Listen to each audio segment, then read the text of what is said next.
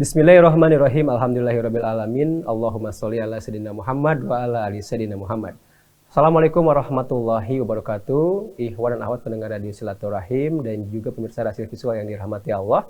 Alhamdulillah kita kembali berjumpa di malam hari ini Ikhwan Akhwat di acara Tausiah Malam bersama Dr. Kiai Haji Zaki Mubarok MA. Beliau adalah Mustasyar PBNU yang alhamdulillah telah bergabung bersama kita di sini Ikhwan Akhwat. Kita live via aplikasi Zoom.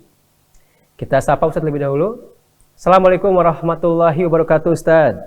Waalaikumsalam warahmatullahi wabarakatuh. Kabar sehat Ustadz? Sehat, alhamdulillah. Alhamdulillah. Malam hari ini Ustadz akan membahas tema Ikhwan Akhwat mengenai larangan, bakhil dan juga kikir.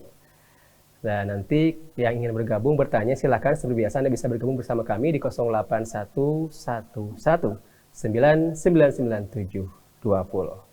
Tapada Ustaz. Assalamualaikum warahmatullahi wabarakatuh. Bismillah walhamdulillah wassalatu wassalamu ala rasulillah Sayyidina Muhammad ibn Abdillah wa ala alihi wa ashabihi wa man tabi'ahu wa wala amma ba'd. Para pendengar Radio Silaturahim dan pemirsa Rasil TV yang kami cintai dan kami muliakan, alhamdulillah pada malam hari ini kita dapat jumpa kembali dalam Tausiah Malam. Semoga acara ini dapat membimbing kita menuju pemahaman agama yang lurus dan komplit dan dapat kita amalkan dalam kehidupan sehari-hari. Amin ya rabbal alamin. Ikhwan dan akhwat sekalian, dalam sebuah hadis sahih yang diriwayatkan oleh Imam Muslim disebutkan bahwa ada seorang pria yang sedang berada di lapangan yang kosong, padang pasir.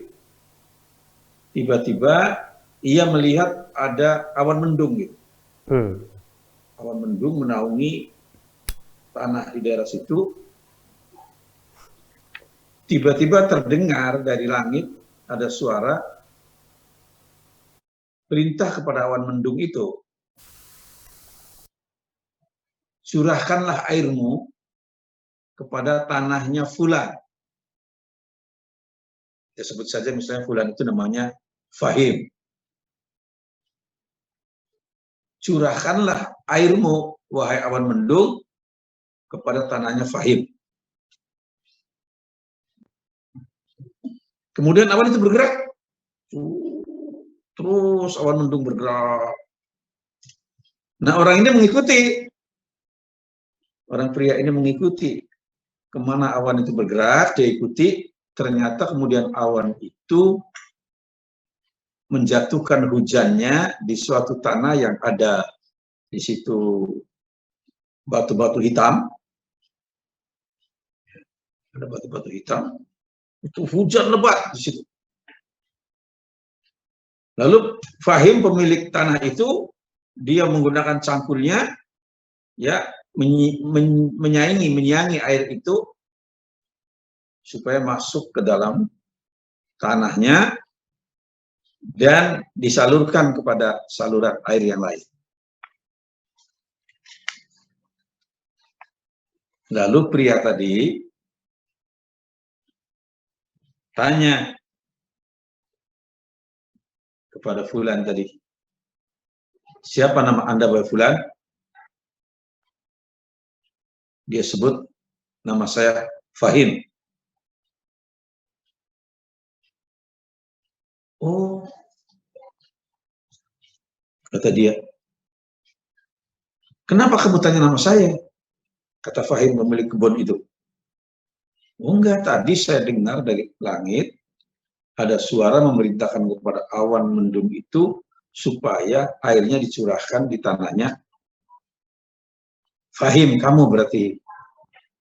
Oh iya, sekarang saya tanya Anda, kok begitu mulianya kehidupanmu sehingga awan diperintahkan untuk mencurahkan hujan di tempat tanahmu. Apa gerangan amalmu? Nah, ini pertanyaannya susah. Ya. Apa amal yang kamu lakukan terhadap tanah ini? Fahim kemudian menjawab, baik, kalau demikian saya jelaskan. Tanah ini saya garap usaha pertanian. Sepertiga dari hasilnya saya gunakan untuk keluarga saya. Jadi misalnya dia dapat itu gandumnya 21 kintal, maka 7 kintal dia siapkan untuk keluarganya. Sepertiga. Yang sepertiga lagi, 7 kintal lagi disedekahkan. Yang 7 kintal sepertiga lagi, ini untuk biaya menggarap tahun berikutnya. Nah, itu ya, sebab menggarap tanah itu perlu biaya, perlu modal. Ya, jadi dibagi 3, 1 untuk keluarganya, yang kedua untuk disedekahkan, yang sepertiga lagi untuk persiapan menanam berikutnya. Masya Allah, saudara-saudara, orang ini luar biasa. Bukan 1/10 dia keluarkan, ya, sepertiganya. Itu suatu hal yang sangat mulia, wajar kalau orang ini mendapatkan penghormatan sampai awan diperintahkan untuk mencurahkan airnya. Nah, di sini kita ambil kesimpulan bahwa sedekah itu sangat baik. Lebih banyak sedekah lebih baik. Dan tidak ada harta semakin berkurang karena disedekahkan. Nggak mungkin ini. Kalau harta kita disedekahkan malah semakin bertambah. Ma'ana qasumalun min sadaqatin, kata Nabi. Tidak ada harta yang berkurang karena sedekah. Kalau untuk judi betul, habis harta. Tapi kalau sedekah, malah akan bertambah. Berlipat-lipat. Itu para sahabat sekalian. Para pemirsa. Ya. Ini luar biasa. Maka di dalam hadis yang lain ditegaskan, ya, Rasulullah mengingatkan kita di hadis lainnya. Apa kata Nabi? Hadis riwayat Imam Muslim, ya, sahih juga. An Jabir radhiyallahu anhu. Dari sahabat Jabir, semoga Allah meridhoinya, anna sesungguhnya Rasulullah sallallahu alaihi wasallam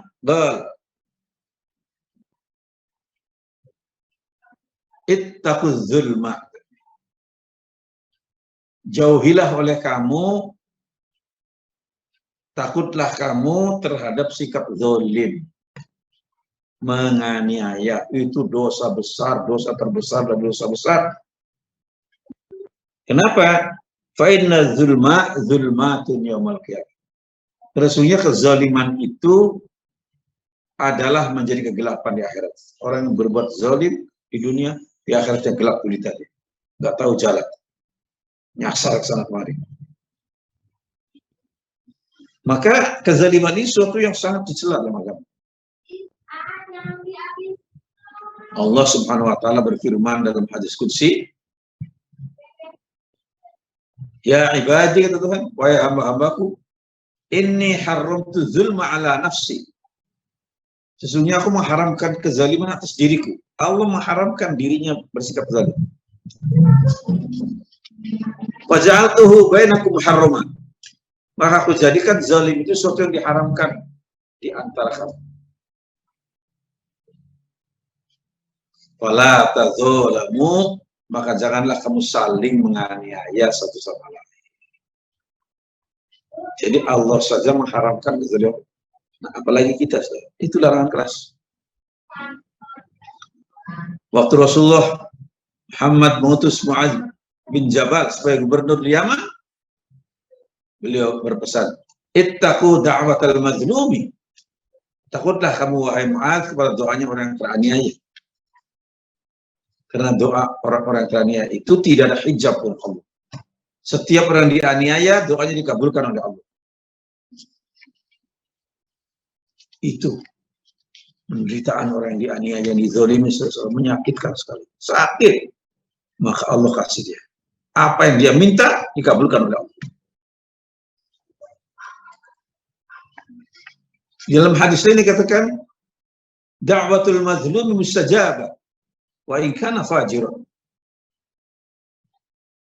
Doanya orang yang teraniaya itu dikabulkan oleh Allah. Mustajabah, ijabah oleh Allah.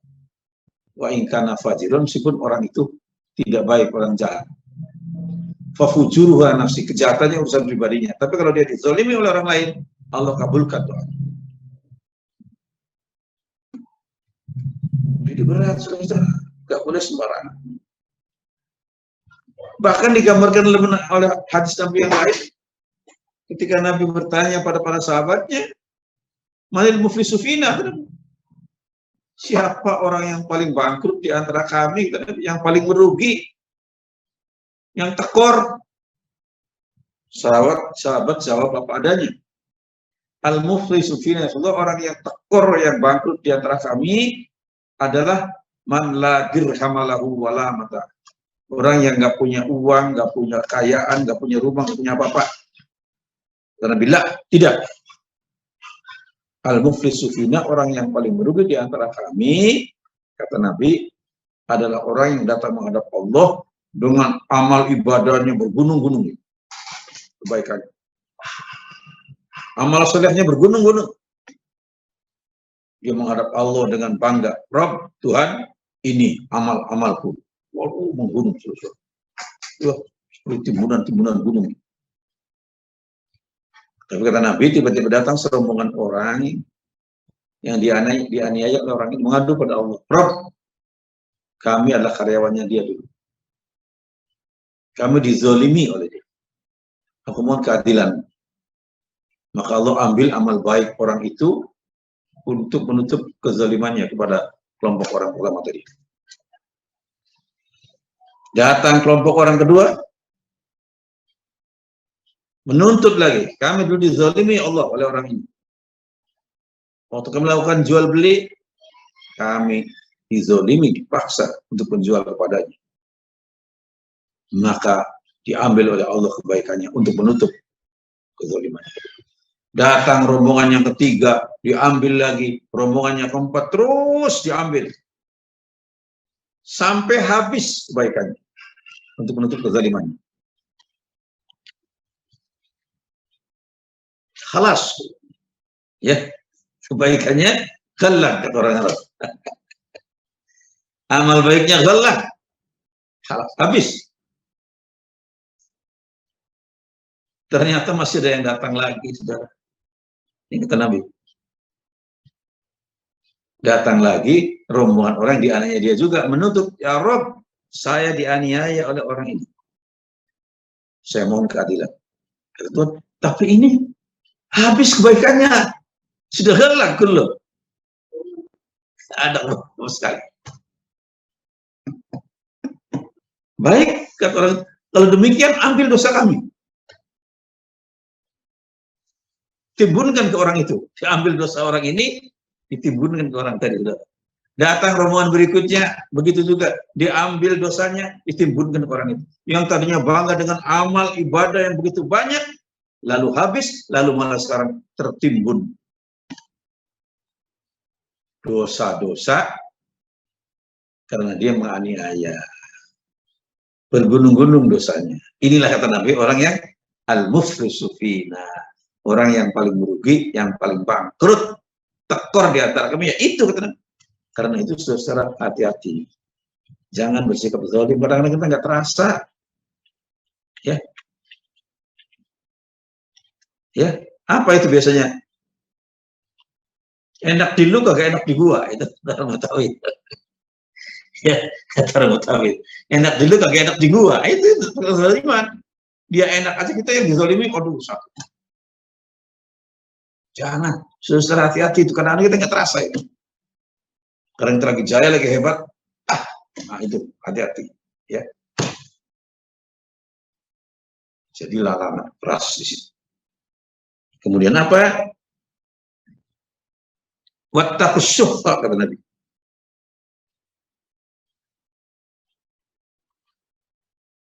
Takutlah kamu pada sikap bakhil, kikir, korep, medit.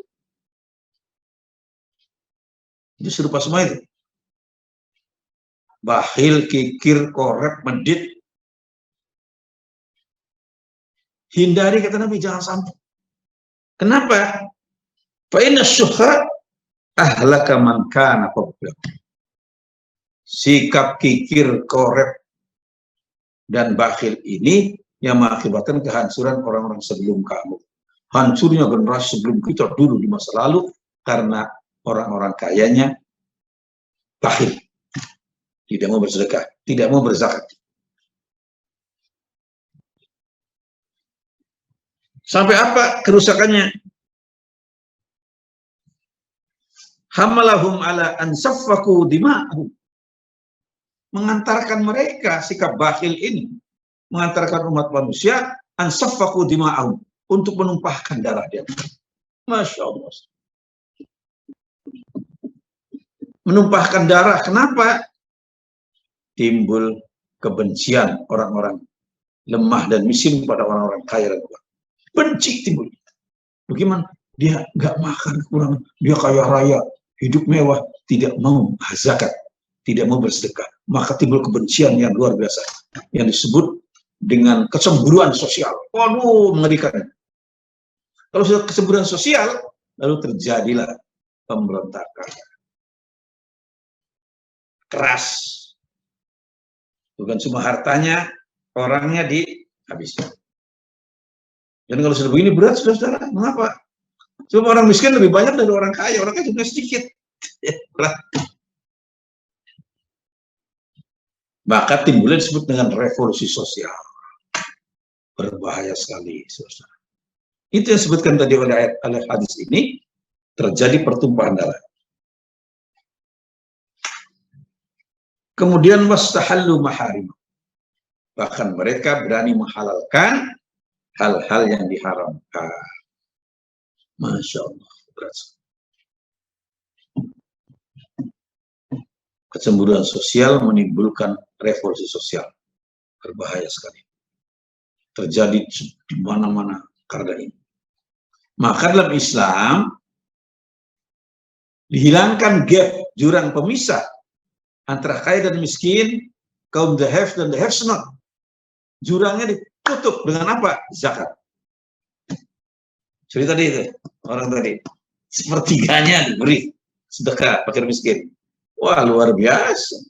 Enggak, kalau nggak sepertiga, oke lah 10%-nya aja. Kalau pertanian. Kalau tijar 2,5%. Emas 2,5%. Dengan adanya zakat dan sedekah dari orang-orang kaya pada orang-orang miskin, orang-orang susah, orang-orang yang termarginalkan, orang-orang lemah, maka orang miskin dan lemah itu merasa sangat bahagia. Maka mereka mendukung orang-orang kaya. Dia berterima kasih. Dan dia malah tidak akan melakukan hal yang tidak wajar, justru dia akan ikut menjaga harta orang-orang kayanya. Dijaga oleh mereka. Maka tidak terjadi revolusi sosial, justru yang kaya dan kuat mengasihi yang lemah dan miskin. Yang miskin dan lemah menghormati yang kaya dan kuat. Maka Nabi nyatakan, laisa minna man lam yarham saghirana wa yuwaqqir kabirana wa ya'mur bil ma'ruf wa yanha 'anil munkar. Bukanlah golongan kami orang kaya dan kuat yang tidak mengasihi yang miskin dan lemah. Yang miskin dan lemahnya tidak menghormati yang kaya dan kuat. Tidak berperintah kebaikan dan tidak mencegah kemungkaran. Maka dengan konsep zakat, apa zakat itu? Tu'khadhu min aghniyaihim wa turaddu ala fuqara'ihim. Diambil dari orang kaya mereka, diberi kepada miskin mereka. Bukan zakat ditarik kemudian dibawa ke pusat, bukan, enggak begitu. Ya. Di situ banyak orang kaya, diambil hartanya, zakatnya diberikan pada orang miskin mereka. Hadisnya begitu. Tu'khadhu min aghniyaihim wa turaddu ala fuqara'ihim. Teksnya jelas. Nah, dengan demikian tidak akan terjadi itu revolusi sosial. Kecemburuan sosial nggak ada, hilang karena ada zakat dan sedekah. Apalagi seperti orang tadi yang kami contoh, sepertiga saudara, masya Allah luar biasa itu. Mana ada orang memberontak kalau semua orang keluarin sepertiga. Dikeluarin 10% aja dari zakat tijaah, zakat pertanian, oh itu udah nggak ada orang kelaparan. Dijamin. Kalau orang Islam semuanya berzakat, tidak akan ada orang kelaparan. Cukup. Demikian para jamaah sekalian kajian saya hari ini. Mudah-mudahan ada manfaatnya. Mohon maaf kalau ada kekhilafan. Wassalamualaikum warahmatullahi wabarakatuh. Waalaikumsalam warahmatullahi wabarakatuh. Demikian Iwan Ahwa tausiah malam bersama Dr. Kiai Haji Zaky Mubarak MA. Beliau adalah Mustasyar PBNU. Tema yang disampaikan adalah mengenai larangan bakhil dan juga kikir. Yang ingin bergabung bertanya silahkan Iwan Ahmad di 081119999720. Kami segera kembali.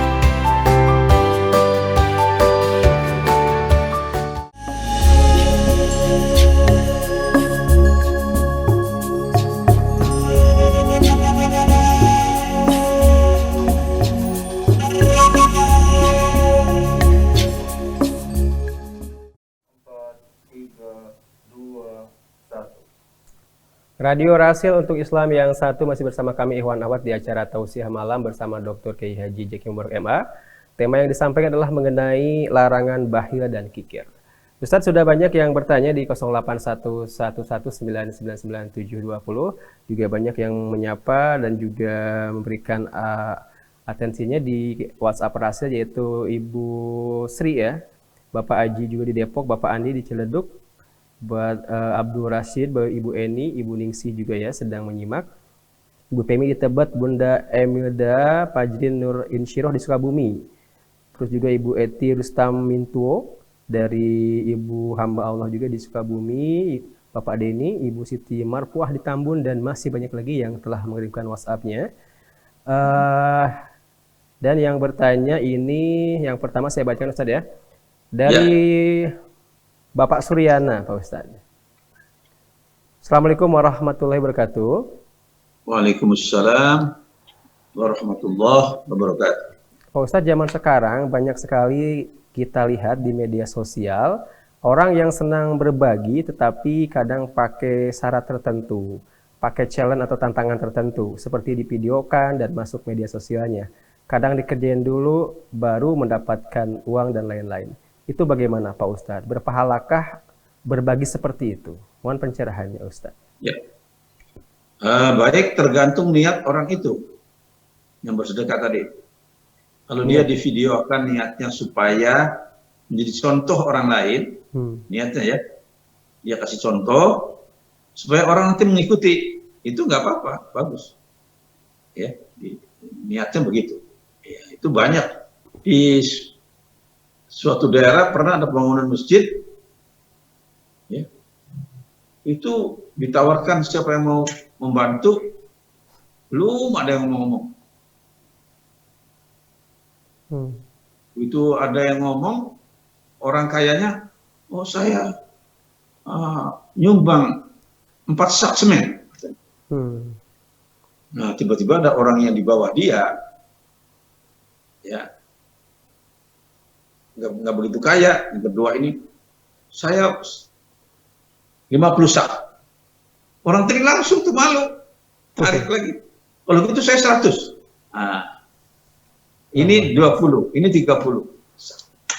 Nah, jadi di situ kalau niatnya untuk contoh, nggak apa-apa. Tapi kalau niatnya ria, supaya dilihat orang, supaya dipuji orang lain, itu yang sangat merugi. Ar-riya'u wal amalu yuhbitu sawabahu. Ria itu akan menghapuskan pahala dari orang yang beramal tadi, maka hindarinya. Termasuk tadi dicatati misalnya, juga tergantung niatnya. Kalau niatnya supaya kita bisa tahu berapa jumlah orang yang menerima zakat dan sedekah dari kita, kemudian cukup atau enggak, itu bagus. Tapi kalau dicatat segala tujuannya riya atau sombong, itu yang enggak. Ya, jadi innamal a'malu binniyat. Sesungguhnya amal seorang itu bergantung pada niatnya. Kalau niatnya baik, hasilnya baik. Kalau niatnya buruk, hasilnya buruk. Demikian, terima kasih. Baik, tergantung kepada niat kita ya, untuk memberikan contoh kepada yang lain untuk berbuat sama ataupun ria gitu. Takutnya ria nih yang bahaya ya.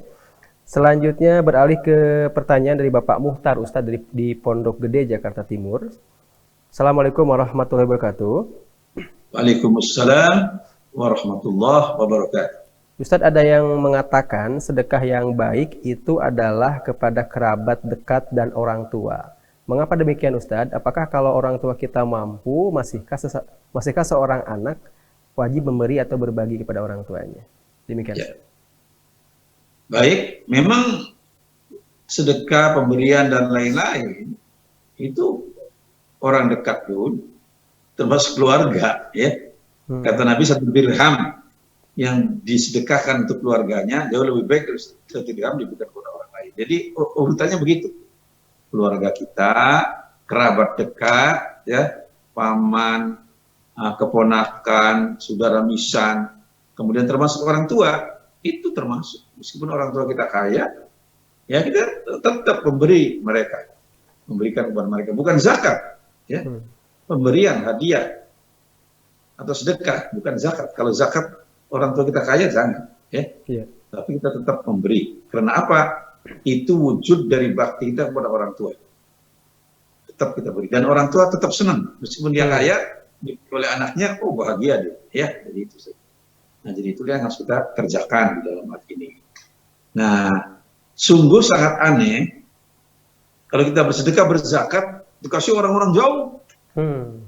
Yang jauh-jauh. Tetangga enggak, kerabat enggak. Oh, itu keliru. Ya. Kerabat, tetangga dulu, baru kemudian ke orang yang jauh. Kadang-kadang orang pengen terkenal yang jauh-jauh dulu, nah itu nggak benar. Ya, itu Islam sangat rasional, sangat masuk akal peraturannya itu. Kerabat dulu, keluarga dulu, kerabat, terus sampai kepada kerabat yang agak jauh, sampai kepada kerabat yang jauh, teman yang jauh, terus. Demikian, terima kasih. Baik. Selanjutnya beralih ke pertanyaan dari Ibu Rida. Ya. Assalamualaikum warahmatullahi wabarakatuh, Ustadz. Ustadz, apakah disebut bakhil dan kikir? Apakah disebut bakhil dan kikir juga ketika seorang yang berilmu tidak mau mengajarkan ilmunya kepada orang lain? Apakah termasuk juga, Pak Ustadz? Demikian. Sudah. Itu aja. Ya. Oh, itu sangat bakhil, bukan bakhil lagi, sangat bakhil. Ilmu aja nggak diberikan kepada orang lain, bakhil luar biasa. Dan itu dosa, ya, namanya kitmanul ilm, menyembunyikan ilmu itu dosa besar. Wajib kita berilmu, kita sampaikan menurut kemampuan kita cara menyampaikannya. Ya, saya nggak bisa ceramah, nggak apa-apa, ngobrol kita sampaikan itu. Atau kita ngajar anak-anak. Tapi saya ngajarnya bukan kitab-kitab besar, kitab-kitab kecil bermanfaat. Ya, misalnya kita membacakan kitab hadis Arba'in punya Imam Nawawi, ya, hadis Al-Mukhtarul Hadis boleh, yang kita bisa aja. Tapi pada prinsipnya orang yang berilmu wajib menyampaikan ilmunya kepada orang lain, mengajarkan. Yaitu orang derajat paling tinggi. Orang yang berilmu, dia mengamalkan ilmunya, dan kemudian diajarkan pada orang lain. Itu paling tinggi. Yang kedua, orang berilmu, tapi dia tidak menyadari bahwa dia berilmu. Ini orang yang lalai, diingatkan. Diingatkan orangnya, supaya dia bisa memanfaatkan ilmunya untuk mengajar. Yang ketiga, orang yang bodoh menyadari kebodohannya. Maka dia mau belajar, mau tanya pada orang yang mengerti. Itu masih bagus. Yang paling buruk yang keempat, al-jahil la yadri bi annahu jahil. Orang yang bodoh tapi dia nggak sadar bahwa dirinya bodoh. Dia merasa pintar. Ya. Bahwa jahilun murakkab, itu adalah jahil yang bertumpuk-tumpuk. Ini yang paling celaka. Jangan sampai kita terjerumus ke situ. Ya. Terima kasih. Baik. Kita beralih ke pertanyaan selanjutnya, datang dari Bunda Sarah di Depok. Assalamualaikum warahmatullahi wabarakatuh, Pak Kiai. Mengajarkan anak-anak usia dini agar tidak memiliki sifat kikir bagaimana, Pak Kiai? Kadang anak sekarang dari usia kecil sudah terlihat benih-benih kikirnya. Contoh seperti tidak mau meminjamkan mainan, nangis berebut makanan dengan temannya, dan lain-lain. Apakah pengaruh lingkungan juga besar terhadap kikir ini? Demikian Pak Ustadz. Ya, pengaruh lingkungan sangat menentukan, terutama keluarga. Tapi kalau orang tuanya sering bersedekah, anak-anak kita lihat itu, dia akan ikut kita.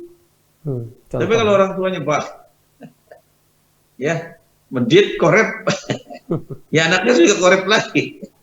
Nah, jadi di situ perlunya keteladanan. Untuk anak-anak itu yang paling berkesan keteladanan, bukan nasihat-nasihat. Ya, tapi yang disebut adalah role model. Ya, memberikan contoh, itu yang sangat baik. Ya, kalau nasihat-nasihat kadang-kadang anak-anak masih belum bisa terima. Tapi kalau berikan contoh kita lihat anak kecil itu, ya, ada orang tuanya sholat, dia sholat sendirian, begitu ya. Nah, itu hal-hal yang kita harus tanamkan pada mereka dengan memberikan keteladanan. Terima kasih. Jadi dengan contoh ya, dengan perilaku orang tua juga yang bisa ditiru oleh anaknya. Baik, selanjutnya dari hamba Allah di Bogor, Ustadz. Assalamualaikum warahmatullahi wabarakatuh. Ini maaf di luar tema. Saya hamba Allah, saya mau bertanya, kalau suami berpoligami tapi dia tidak adil dalam hal berkunjung, apakah saya termasuk orang yang terzolimi, Ustadz? Demikian. Ya, seorang suami yang punya istri lebih dari satu harus adil. Nggak boleh nggak adil. Hari malam gilirannya, sini 3 hari, sini 3 hari, harus begitu. Ya. Mau keluar kota, bahkan Nabi kalau mau keluar kota supaya tidak menyakiti salah satunya, beliau diundi istri-istrinya. Sekarang dengan siapa? Diundi. Oh, yang keluar ternyata Zainab dengan Zainab. Ya, jadi harus adil. Kalau tidak adil, nanti bangkit dari kubur miring, jalannya miring. Bangkit dari kubur, karena nggak adil. Itu ada hadisnya. Ya, jadi harus diingat, harus adil kepada istri. Ya, nah itu di Quran, walan ta'dilu walau harustum, wala tamilu kullal maili, fatadharuha kal mu'allaqah. Mungkin kamu tidak bisa adil sekali. Kalau harta gampang. 5 juta kasih 5 juta, yang ini 5 juta. Gampang. Rumah gampang. Ini rumah kasih rumah. Tapi kasih sayang. Bayangkan saudara. Cinta sulit. Yang satu istrinya 65 tahun. Yang satu istrinya 17 tahun, 18 tahun lah ya. Ya sulit, tapi karena itu ya jangan sampai fatadaru akan mu'allaqah, kata Tuhan. Fala tamilu kalmal, janganlah kamu condong terlalu berlebihan. Harus dibatasi. Iya. Harus berusaha adil maksimal. Sehingga seolah-olah dia menggantung istrinya itu nggak jelas, ya, tergantung tidak jelas. Nggak boleh. Itu kata Al-Quran. Ya, jadi itu tidak adil. Kalau tidak adil berarti menzalimi. Ya. Demikian, terima kasih. Baik, Ustaz. Pertanyaan terakhir Ustaz ya, dari Bapak Acep di Sukabumi. Assalamualaikum warahmatullahi wabarakatuh, Ustaz. Waalaikumsalam warahmatullahi wabarakatuh. Saya sering mendengar dan saya paham dan diingatkan teman berjamaah masjid bahwa sholat sunat ba'da subuh dan ba'da asar itu tidak ada. Tapi saya belum mengetahui latar belakang mengapa hal itu bisa ditiadakan. Mohon pencerahannya Pak Ustadz. Ya, jadi ada 5 waktu yang kita nggak boleh sholat sunnah mutlak, ya. Disebutnya sholat sunnah mutlak, ya. Sholat sunnah mutlak itu sholat sunnah dikerjakan kapan saja, berapa rakaatnya, 2, 5 waktu. Yang pertama persis matahari sedang berkulminasi dan di atas sebelum zuhur. Begitu lengser dikit masuk zuhur sudah boleh. Yang kedua sehabis sholat asar. Yang ketiga persis matahari sedang terbenam, proses terbenam. Yang keempat sehabis sholat subuh. Yang kelima persis matahari sedang terbit sampai sempurna terbitnya, ya. Itu kaitannya supaya di dunia kan banyak sekali agama-agama yang menyembah matahari, ya kan. Nah, jadi supaya umat Islam tidak terpengaruh oleh penyembahan terhadap matahari kaitannya, ya. Maka itu. Tetapi kalau ada sebabnya, boleh, nggak apa-apa. Misalnya, sehabis sholat asar, saya akan pergi keluar kota. Kita sholat sunat safar, nggak apa-apa. Nggak ada masalah. Ada sebabnya sholat, ya. Yang nggak boleh itu sholat yang nggak ada sebabnya, ya. Kemudian, sehabis sholat asar, ya, saya masuk masjid karena akan ceramah. Kita sholat tahiyatul masjid, nggak ada masalah. Habis subuh saya wudhu, lalu saya sholat syukur wudhu, nggak apa-apa. Ya, jadi yang ada sebabnya boleh, yang nggak boleh sholat yang nggak ada sebabnya. Saya ulangi, persis matahari sedang berkulminasi di atas menjelang waktu zuhur. Yang kedua sehabis sholat asar. Yang ketiga persis matahari sedang proses terbenam. Yang keempat sehabis sholat subuh. Yang kelima persis matahari sedang terbit. Itu. Selain itu sholat boleh semua. Ya, mudah-mudahan bisa difahami. Terima kasih. Bu Hesti di Cibinong, mohon dibacakan katanya. Yang terakhir ya. Assalamualaikum warahmatullahi wabarakatuh, Ustadz. Maaf di luar tema. Satu keluarga mendapatkan kedukaan, ditinggal kepala keluarganya meninggal dunia. Apakah boleh mengadakan pengajian di hari ke-40 almarhum meninggal dengan niat sedekah atas nama almarhum? Bagaimana Ustadz? Demikian. Boleh. Bagus. Sedekah depan aja bagus. Bagus ya. Ya, bersedekah itu itu salah satu bakti dari anak kepada almarhum adalah kita berbuat baik. Di antaranya sedekah, ya. Ya. Jadi jangan dipersulit agama itu, ya. Orang begini, ya, sedekah dimanapun baik, ya. Oke. Terima kasih. Disimpulkan pembahasan kita di malam hari ini, Ustaz. Ya, jadi ikhwan akhwat para jamaah, kita mengetahui tadi ada orang yang membagikan hasil panen tanah atau sawahnya sepertiga untuk keluarga, sepertiga untuk menggarap tahun berikutnya. Ini orang mendapat penghargaan sehingga awan mendung diperintahkan untuk menyiram oleh. Jadi itu suatu hal yang menunjukkan orang ini sangat mulia. Yang kedua, ditegaskan bahwa kita harus hati-hati, jangan saya berbuat zalim. Karena zalim itu merupakan kegelapan di akhirat kita. Orang sering zalim di akhirat kegelapan. nggak ada cahaya, kesasar ke sana kemari.